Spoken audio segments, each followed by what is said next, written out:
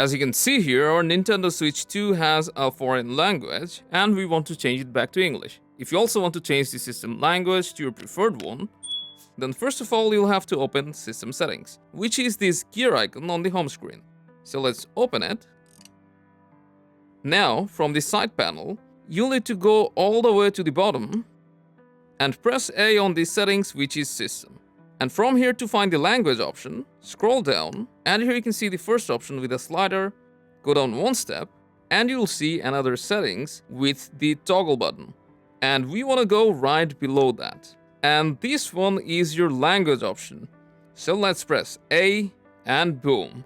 Now you have the full list of supported languages. From here, you can either switch back to English or choose any other language. Just press A, and you'll get a pop-up. You'll need to select the right option, which is Restart. Select it, press A, let your Switch restart, and now you'll have your own language on the Switch too. Hope this helped. I'll see you around.